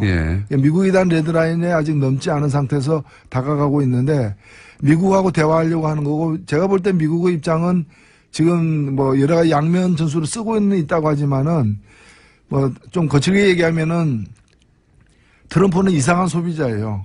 값이 쌀 때 물건을 사는 게 아니라 제일 비쌀 때 사겠다. 이상한 소비자. 예, 왜냐하면 지금 북한의 값이 계속 올라가고 있거든요. 맞습니다. 예. 사실 12년 전에 219 선언이라고 219 공동선언이라고 있었잖아요. 그때만 하더라도 이제 북한 체제를 보장해주고 북한 요구하는 게 수위가 낮았어요. 예, 좀 체제 우리가 해줄 수 있는 최고의 것이 뭔가면 북한 체제를 보장해 주는 거, 평화협정 맺는 건데 그거의 대가가 핵무기 철거였거든요. 당시에는. 지금은 핵심을 넣으면 안 한다는 거예요. 지금은 이제 그 다음에는 핵 개발 안 한다였고, 그렇죠. 그 다음에 더 비싸져 가지고 실험 안 할게, 개발은 할게. 있는 핵을 포기하지 않겠다는 거죠 지금. 예, 그렇죠. 시간이 갈수록 값이 올라가는데 지금 정도로는 평화 협정을 맺을 수 없다. 너희들이 핵 무장 능력이 더 있다는 걸 보여줘. 그러니까 광까지가 아니라 본토까지 올 수 있다는 걸 보여줘. 그러면은 그때 가서는 이제 미국에서도 여론이 이제 비등하게 되고 평화협정으로까지 나아갈 수 있지 않겠는가. 그러니까 대화를 당장 할 뜻이 미국은 없는 상태에서 우리가 이 아무런 효과 없는 제재와 압박에 만 매달리기도 어렵고 우리로서는 사실은 북한이 핵 능력이 자꾸 증가되는 것이 결코 바람직하지 않기 때문에 지금이라도 수답을 시켜야 되는 거거든요. 그러기 위해서는 한편으로는 제재 압박은 불가피하지만은 동시에 평화적 어떤 모색의 길로 나아가야 되는 것이고 사실 지난 5월에도 그쪽에 그 외무성 국장이 약간의 조건을 갖다가 오슬로 회담에서 제안을 하지 않았습니까? 맞았다는 거죠. 예. 그런 이제 서로 간에 이걸 그만두면 우리도 이걸 갖다가 실험을 중단하겠다. 미사일 실험, 핵 실험만 중단해도 그리고 그 대가로다가 그 한미연합 훈련을 갖다 축소한다거나 중단한다거나 서로가 중단하는 거죠. 약속 어기면 서로 또 재개할 수 있도록 그렇게 해놓으면 그 다음 단계의 어떤 대화나 모색이 가능해지는데 이걸 사실은 중국, 러시아가 원하고 북한도 뜻이 있고 우리도 사실은 그러길 원하는데 저는 원하는 거예요, 사실은. 미국만 지금 반대하고 있는 거거든요. 대화의 제안은 이미 넘어갔고 사실은 미국이 근데 이제 이런 분석도 있더라고요. 트럼프는 위기를 여기서 더 키우는 게 본인한테 유리하다고 생각한다. 이런 분석이 있더라고요. 왜냐면은 여러 가지 이유가 있겠지만 그중에 요런 분석이 저는 그 인상적이었는데 미국에서 나온 분석입니다. 그 쿠바 위기를 해결한 케네디 있지 않습니까? 네. 그것처럼 되길 원한다는 얘기가 있어요. 트럼프 대통령이 북핵 위기가 막 커지다가 어느 순간 대화를 통해서 문제를 해결하고 협상을 통해서든 그래서 쿠바 위기를 극적으로 해결한 케네디처럼 되고 싶어하는 트럼프. 충분히 가능한 얘기고. 그거는 이 익명으로 그 백악관에 핵심 보좌관에서 나왔다라고 하는 보도를 제가 본 적이 있어요. 미국 언론 보도에. 사실 오바마 대통령 8년 동안의 그 이른바 전략적 인내라는 것도 보면은 아무것도 안 하는 거고요. 그렇죠. 근데 실은 아무것도 안 하는 게 아니라 그 사이에 그 8년 동안 북한의 핵 무장 능력이 계속해서 향상되는 걸 갖다가 인내심을 갖고 지켜본 거죠. 지금 어찌 보면 그 연장선상에 있어요. 그래서 계속해서 판을 키우고 긴장을 도모하고 그러면서 한편으로는 이제 왼손이 하는 일 오른손이 모르게 하는. 그러니까 왼손으로는 무기를 팔고 오른손은 모르는 척하고 그리고 한편으로는 FTA에 위협을 가하고 그리고 북한하고는 또 채널을 만들어가지고 언제쯤 이걸 풀까 논의하고 있고. 뭐 어차피 북한이 그 ICBM을 갖다가 그 대륙간 탄도미사일을 갖다가 미국 본토까지는 쏘려면 시간이 한 2년 내지 1년 반까지는 남았단 말이죠. 그러니까 그 사이에 얼마든지 판을 키우면서 즐기고 있는 거죠. 저도 그래서 이 분석이 그 일부 맞다. 트럼프의 성향하고도 맞고, 그래서 위기를 더 키우고 있고, 그 위기를 더 키우는 건 미국의 이익 혹은 트럼프 행정부의 이익을 위해서 하는 건데, 우리가 이 장단에 놀아줄 필요는 없지 않습니까? 우리 언론이 이걸 계속 보도해서 진짜로 전쟁 날 것 같다는 얘기를 지금 계속 하고 있는데. 그렇죠. 지금 어찌 보면 우리 국민들은 과거의 1차 핵위기, 2차 핵위기 다 지켜본 국민들이에요. 근데 2차 핵위기 때도 그렇지만 아니 저기서 핵실험하고 있는데 왜 피난 안 가냐? 왜 사재기 안 하냐? 왜 불안해하지 않느냐? 보수 언론은 왜 불안해하지 않아? 불감증이야 계속 얘기하죠. 자기들은 가만히 있어요. 정상적으로 출퇴근하면서. 국민들도 독자들도 불안해하라고 요구하는 거죠. 그러니까 불안이 증폭될수록 그런 과거 이제 독재 세력의 잔재들 그리고 극우 세력들, 보수 세력들이 자기들 터전이 더 많아진다라고 이렇게 착각을 하고 있는 거죠. 한 가지만 더 여쭤보자면 탄도 중량 제한을 해서 미사일 집권을 해보겠다 이런 얘기 있지 않습니까? 이건 어떻게 평가하세요? 저는 솔직히 얘기해서 이거는 플라시보 효과라고 봐요. 플라시보 효과. 이게 국민들의 어떤 불안감. 저쪽이 이제 무력으로다가 자꾸 이렇게 커져 나가는 걸 보고 한편으로 불안하잖아요. 우리도 너희들 무력으로 때려잡을 수 있어. 라는 좀 착각을 갖게 만드는 건데. 위안을 주는 거죠. 정서적으로. 사실 2톤이면은 지하 수십 미터 벙커까지 다 때려잡을 수 있다는 건데 지금도 우리가 현무 2A 같은 경우에 이 미사일 지침이 그 이명박 정부 때 조금 바뀌어가지고 우리가 이제 좀 더 만들 수 있는 게 늘어났어요. 그래가지고 300km 이내에서는 300km까지 날아가는 그 미사일 같은 경우에는 2톤의 어떤 탄두를 갖게끔 돼 있는데 300km면 어딘가 하면 신의주예요. 그리고 300km면 어딘가 하면은 한경남도가 다 커버되는 거예요. 그렇기 때문에 기본적으로 지하 펑크가 이제 마늘이라고 보여지는 곳은 현재도 다 커버되는 거고. 펑크버스도 할 수 있다. 그럼요. 그리고 지금도 보면은 500km면 1톤까지 가능하거든요. 현무 2B 같은 경우에는 그 500km면 어딘가 하면은 우리 그 조선시대 때 육진 있죠, 육진. 저기 회령, 뭐 종성, 뭐 네. 경원하는 여진적으로 막았다. 예. 육진 빼고는 다 커버되는 거예요. 사실은. 그 사구는 다 포함되고 육진 빼고 다 커버되는 게 1톤이고 1톤이면은 웬만큼 지하에 있는 것도 다 파괴가 가능하기 때문에 이걸 더 늘린 거는 우리로서는 국방 자주권 입장에서 무제한으로 푸는 것이 맞는 거죠, 사실은. 예. 왜 미국이 우리 미사일 성능까지도 이렇게 한계를 짓냐 이거예요. 그걸 풀었다는 데 의미가 있는 거고. 그게 예. 의미가 있는 것이지 실제 효력에 북한에 대해서 북한이 이것 때문에 위협을 느낀다면 이미 느꼈을 위협이기 때문에 큰 문제는 없다. 그러니까 우리 국민들에게 이제 그냥 약을 하나씩 주면서 이제 뭐 진통제 같은 효과를 이제 보려고 하는 불안해하지 말라는 거죠. 예, 그렇죠. 그런 의미가 있다. 근데 이제 그걸 못했으니까 이때까지는. 이게 저는 아이러니가 이런 중량잔을 푸는 조치들은 사실은 진보 정권에서 시작했어요, 다. 그게 지금 전술핵도 마찬가지예요. 네. 전술핵 들어오죠. 심지어는 핵무장해야 된다고 하는데 핵무장하는 방법 제가 하나 가르쳐 드릴까요? 핵무장은 쉽게 하는 거. 대개 보면은 그 보수 언론들이 핵무장을 해야 되나 그 쉽지 않음으로 이래 되는데 쉽게 할 수 있는 방법이 있어요. 한미동맹 파기하면 돼요. 그럼 우리 마음대로 만들 수 있어요. 그렇죠. 예. NTP 탈퇴하고, 예. 그래서 다만 이제 경제가 전작권도 망하겠죠. 해소하지 않으려고 하면서 예. 전술핵 들어오자는 얘기는 저도 그게 말도 안 된다고 봅니다. 전술핵을 들으려면 작전권이라도 있어야죠. 예. 버튼을 누를 수도 없는데 뭐 핵을 들어오자는 말만 하고 있는 건지. 그래서 뭘 갖고 싶다, 장난감 사고 싶다 이래서 네가 아르바이트해서 사 이러니까 아르바이트 안 할래요, 사주세요. 자꾸 그 얘기만 하고 앉아 있는 거예요. 여기까지 하겠습니다. 예. 첼로 연습은 계속 하시는 걸로 알고 있겠습니다. 예, 입당어서 계속 쓰고 계십시오. 저는 거기다 잘 쓸 연습을 할 테니까, 예, 연습을 하고 계십시오. 첼로를. 정의당 노회찬 원내대표였습니다. 감사합니다. 네, 감사합니다. 불친절한 AS. 노회찬 대표님, 자클린의 눈물 신청합니다. 첼로 연주. 라흐마니노프의 보컬리제 신청합니다. 이런 식으로 신청곡이 지금 제도하고 있습니다. 그리고 말이죠. 지난 시간에도 얘기했는데 원종우 씨 방송이 나가지 않는데 문자 나옵니다. 문자가 옵니다. 7시 16분에 오늘도 9시였어요. 원종우. 네. 귀가 아니라 마음으로 듣고 있는 파토의 과학 같은 소리 정말 재밌네요. 8시 17분. 원종우 오늘따라 유독 알차고 재밌네요. 8시 22분. 오늘 없어요. 근데. 오늘 원종우 씨 방송이 아예 없어요. 네.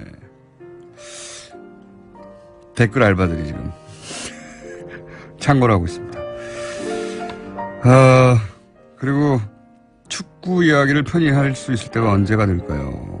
축구 이야기 조만간 해보겠습니다. 네, 저도 축구 굉장히 좋아하는 축구 광으로서 최근 축구에 대해서 할 말이 많으신 분들이 아주 많으실 걸로 압니다. 예. 축구 이야기 다뤄보겠고요. 예. 그 외에 주말에 제가 부페 먹는 걸 봤다는 분도 있네요. 네. 먹었습니다. 여기까지 하겠습니다. 방송이 나가기 전에도 유독 알차고 재밌다는 원종욱의 과학 코너를 오늘 밀어낸 당사자. 양지열 변호사님 나오셨습니다. 안녕하세요. 네, 안녕하세요. 네. 몸과 마음이 순수한 양지열 변호사입니다. 몸과 마음이 순수하다는 건 뭡니까? 요즘 밀고 있는 거예요. 그래요? 이미지 세탁 좀 하려고. 네. 예. 악마 나왔습니다. 정리, 소망, 중망, 대망 다 거친 양정리 양. 자, 양변 나오셨습니다. 이상하게 양변. 또 지저분하게 만들어 놓으시네. 예. 오늘은 어떤 사안을 가지고 왔길래 원종우 씨 코너를 밀어낸 겁니까? 밀어낸 게 아니죠, 제가. 원종우 씨는 참 그리고 SNS에 본인이 오늘 댓글을 남겨달라고 특별히 요청을 했었어요. 제가 원종우 씨랑 SNS 친구거든요. 자기 안 나가니까 꼭 댓글 남겨달라고 그렇게 SNS에 강조를 하시더라고요. 어찌나 많이 문자가 오는죠. 네, 원종우 씨 코너 오늘따라 유난히 알차요. 뭐 이런 거. 제가 밀어낸 건 절대로 아닙니다. 제작진에서 이렇게 한 겁니다. 최소한 원종우 씨 시간대에 오면 또 모르겠어요. 그런 게 어딨어. 그 이전에. 예. 일단 일은 해야 하니까. 예. 없어도 있는 듯한 존재감 이런 문제도 옵니다. 아니 딱 그렇게 써달라고 보냈어요. 내가 방송은 안 나가지만 마치 듣는 것처럼 댓글을 남겨주십시오라고 요청하셨어요. 자, 예. 그러면 원종우 씨 시간을 지어주십시오. 오늘 재밌게 해가지고. 재밌는 게 아니라 너무 무서워가지고 최근 겁니까? 정말 난리가 났어요. 이게 어린 소녀들의 사건인데 워낙 많이들 봤죠. 예, 부산에서도 여중생이 중2 여중생을 한 2시간가량 무차별 폭행을 한 게 네네. SNS에 화제가 됐었고 기사에도 많이 나왔었고요. 비슷한 사건이 강릉에서도 일어났던 거예요. 여고생들이 7시간 가까이 피해자를 또 때려서 그게 이제 부산 사건이 크게 터지면서 알려진 건데 못지않게 이 사건도 굉장히 잔인했던 이게 과거하고는 차이가 있는 점이 뭐냐면 물론 사실 중학생, 고등학생이 학우들을 폭행하는 사건은 오래전부터 있었어요. 원래 있었던 거죠. 전 세계적으로 있어요. 그거 뭐 없앨 수도 없을 건데 있긴 있는데 죄의식의 측면에서 보면 죄의식이 없다 너무. 그러니까 강릉 사건 같은 경우가 오늘 어떤 언론에서 그 사람들 그 친구들끼리 단체 대화방에 대화가 나왔는데 네. 이게 부산 사건 때문에 자기네들 사건도 크게 떴다 알려졌다 어떡하냐 그랬더니 시간 지나면 잊혀질 거야 금방 뭐 잊혀질 거야 걱정하지 마. 그다음에 오히려 SNS에서 우리 스타 되겠네 우리 얼굴 알려줘서 이런 얘기를 하고 자신들끼리의 대화인 거죠. 대화인데 알려지고 있고 이거 가지고 혹시 누가 우리 신상 털기하면 초상권 침해로 고소하자 이런 얘기들 하고 있는 겁니까? 자기들이 잘못했다는 거를 걱정하는 게 아니라 죄의식이 전혀 없어요. 그게 문제예요. 그게.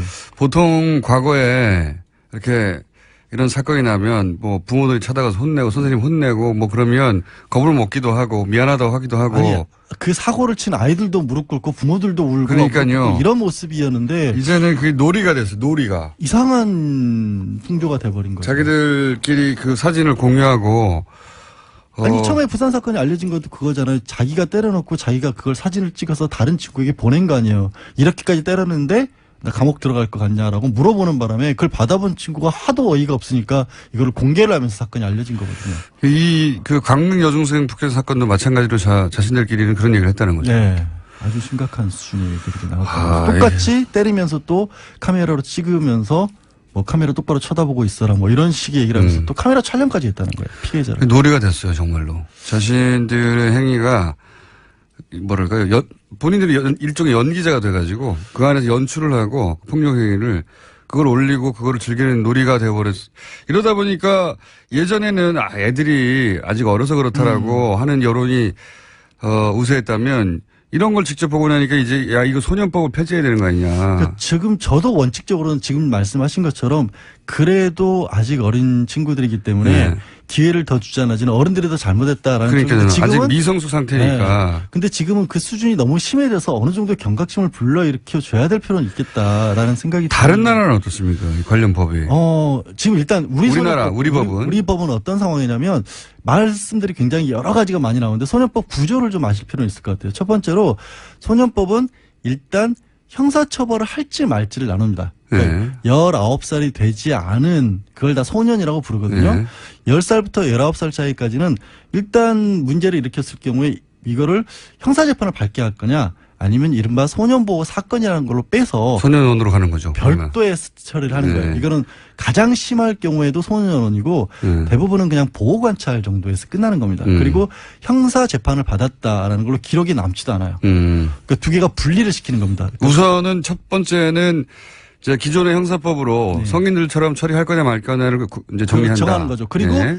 성인들처럼 기존의 형사 재판으로 처리를 하더라도 형벌을 좀 낮춥니다. 그러니까 네. 예를 들어서 사형도 없죠. 사형 무기징역은 아예 선고를 못하고 네. 무기징역 선고는 이제 18세 같은 경우 할 수는 있는데 그때도 그럴 거면 15년까지만 선고를 할 수 있도록 되어 있고요. 가석방 같은 경우도 성인범 같은 경우에는 뭐 3분의 2 이상 형을 살아야 실질적으로 형을 되는데. 다 채워야 되는데 한 3분의 1 정도만 채우면 가석방 할 수 있다. 이런 식으로 많이 낮춘 겁니다. 그러니까 뭐 아직 미성숙한 상태에서 저지른 네. 일에 대해서 기회를 좀 더 기회를 주자. 다시 한번 줘야 된다. 근데 이게 그러니까 그렇다고 형사처벌을 안 하는 것도 아닌데 네. 아이들에게도 잘못 알려진 것 같아요. 우리는 사고 쳐도 벌 안 받는다.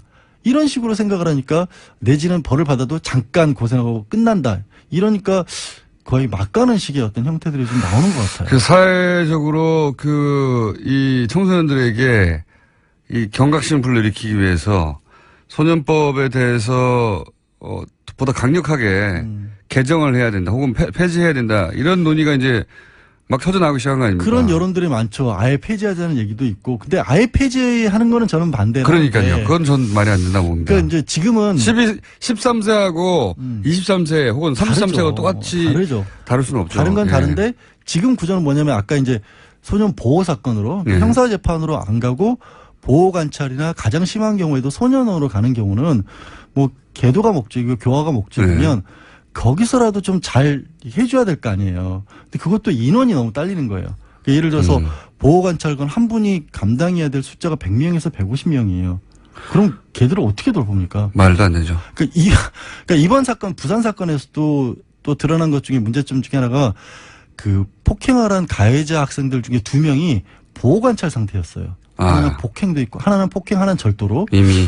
근데 경찰에서는 그 사실도 알 수가 없었어요. 일반 형사 사건이 아니다 보니까 기록이 안 나오는 경찰에 나왔구나. 그러니까 가해자들이 신고가 들어와도 얘들이 문제가 있는 애들이다. 빨리 어떻게 수습을 해야겠다는 생각을 못하고 그냥 차일피일 미루다가 이게 SNS를 통해서 알려지고 나서 부랴부랴 수사에 나선 상황이 된 거예요. 뭐 사법당국에서는 청소년들이라고 하면 일단 성인들의 범죄보다는 좀 가볍게 보겠죠, 당연히요. 애들이 뭐 싸우고 잘하는 게 당연하지 않느냐 이런 식의 인식이 있으니까요, 기본적으로. 근데 이번에는 그거가 조금 저는 받아들일 수가 없는 게 이 피해자 어머니가 사진이 그렇게 올라온 걸 보고 경찰에 들고 가서 너무 심각하니까 사진 좀 안 돌아다니게 좀 처리를 해달라라는 요청까지 했다라는 거예요. 그럼 그 사진을 경찰분들이 봤다는 거잖아요. 그 사진 보셨죠? 저도 나중에 봤습니다. 그걸 보고 어떻게 이렇게 좀 미온적인 태도를 보일 수가 있었는지가 너무 이해가 안 가요. 그래서 지금은 이제 해외 사례를 들어보죠. 해외는 그럼 어떻게 합니까? 해외 같은 경우에도 각양각색이긴 해요. 나라마다 다르겠죠. 기준이 네. 딱 정해지지 사실 이런 않았는데. 것도 있어요. 우리가 18세 이상이 봐야 된다고 성인 딱지가 붙은 것을 어느 나라에서는 12세가 보고 있어요. 오히려 그런 나라들도 있죠. 네. 근데 대부분 뭐 10살, 12살, 13살 이 정도로 우리처럼 그 나이 밑에일 경우는 처벌하지 않는다라는 것은 같아요. 그럼 전 세계적인 공통이고. 같은데 조금 차이가 있다면 원칙적으로 처벌하지 않는다라고 보아놓고 네. 각각 개별 사안을 좀 더 구체적으로 보도록 하고 있어요. 예를 들면요. 예를 들면 그러니까 그 무능력자라고 하거든요. 형사 무능력. 얘들은 책임을 질 능력이 없다는 게 원칙이지만 다만 사건의 경중에 따라서 이 정도라면 책임을 져야 된다. 내지는 이 아이가 뭐 학력 수준이 어느 정도라면 알고 있다. 뭐 이런 식으로 따지는 거예요. 개별적으로. 예외적으로. 예외적으로. 근데 우리는 원칙적으로 14살이 안 됐으면 일단 다 빼는 거예요. 그러니까 약간 차이가 있군요. 이 부분만 그런 건 아닌데 우리 사법체계가 공장형이라고 우리는 표현을 많이 하거든요. 공장형? 그냥 딱 기준을 정해놓고 다 그 기계적으로 적용한다. 기계적으로 적용하는 거예요. 이게 뉴스 공장하고는 좀 다르네요. 그럼 거기서 또 뜬금없이 숟가락을. 근데 하여튼 우리 사회가 이제 산업화를 거치면서 사법 사건들도 대량으로 많이 빨리 처리를 해야 되다 보니까 모든 분야에 그렇게 기준만 정해놓고. 제가 본 그 교화 중에 가장 인상적이었던 교화는 미국이었는데 이제 청소년 시절에 이렇게 껄렁껄렁하게 패를 지어서 다니고 그런 경우 많지 않습니까? 그런 친구들을 소년원에 데려간 대신에 진짜 교도소에 들어가가지고 진짜 조직폭력배가 나와요. 물론 이제 다 얘기가 됐죠. 근데 이제 연기죠, 일종의. 근데 그 조직폭력배가 그 청소년이 오면 자신들 몸의 상처나 문신이나 우락부락한 모습을 보여주면서 너 이렇게 되고 싶어? 내 밑에 와서 일할래? 한 30분 정도 압박하면 집에 곱게 돌아가더라고요. 여러 가지 방법을 쓰는 거죠, 여러 가지. 그게 저기 교도소 견학이라고 얘기했죠. 교도소 견학 같은 경우, 미국 같은 경우에는 거의 학생들 일반화된 견학 코스예요. 항상 갑니다. 가가지고 엄청나게 욕설 해가지고 너 죽을래? 예를 들자면 이걸 아주 심한 욕을 섞어서 리얼하게 한 번 갔다 오면 저렇게 해야 되면 안 되겠다. 영화에서 보던 거랑 너무 무섭다. 다르구나. 칼 좀 맞아볼래? 칼 자꾸 보여주면서. 근데 그러다 보니까 이제 나오고 있는 게 예를 들어서 지금 민주당의 표창원 의원 같은 경우에 소년법의 현재 특별법으로 이제 특정 강력범죄를 처벌하는 법이 있거든요. 그러니까 이거는 소년법이라도 그냥 소년법을 적용하는 게 아니라 조금 더 강력하게 예외 폐지가 아니라 예외 조항을 두자. 예외를 조금 더 강력하게 하자라는 의견도 나오고 있는데 저는 법 취지 자체는 그렇게 어긋나지 않은데 관리가 안 되는 법대로 안 되는 게 문제인 것 같아요. 법대로 안 되고 있다. 자, 요 사안은요. 구체적 사례를 들어서 한 번 더 다뤄보죠. 오늘은 여기까지만 네, 알겠습니다. 해야 될 것 같습니다. 양재 변호사였습니다. 네, 고맙습니다. 안녕.